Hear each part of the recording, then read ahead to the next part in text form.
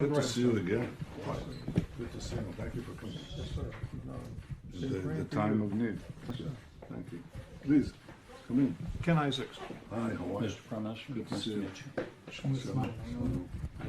Shalom. Shalom.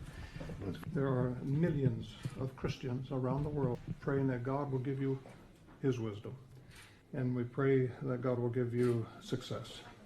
And so that's our prayer. Well, thank you. The fact that you're coming here standing with Israel, in Israel, Yes, sir. is mightily important and gives us a lot of strength, and a lot of encouragement. I have to say that the world today appears to be divided by two forces. Those who support Israel in its just fight against Hamas terrorism, and those who support Hamas terrorism. I think Reverend Graham, with their so many followers around the world, understand that Israel is fighting a just war, fighting according to international law, trying to minimize civilian casualties, root out the terrorists.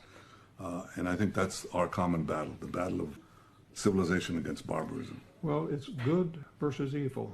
And we know that God, we know there's a God, and we know there's a devil, an evil. And the devil has been fighting God for we don't know how many thousands of years. But I think Israel is God's people. The Bible tells us that. And so it's clear.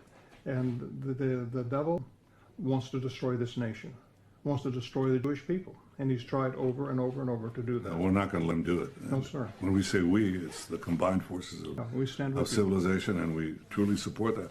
I have to say that by contrast, there are forces that support the terrorists, and one of them is President Erdogan of Turkey, who calls Israel a terrorist state, but actually supports the terrorist state of Hamas, has himself bombed Turkish villages inside Turkey itself. So we're not going to get any lectures from them. We stand with those who stand for justice and truth, like Reverend Graham, our many Christian friends around the world, but also so many others.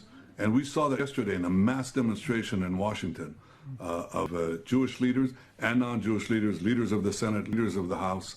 They stood for Israel, they stood for truth, they stood for justice, and that's the forces of civilization that will ultimately win the day. Thank you. Yes, sir. Thank you. Please.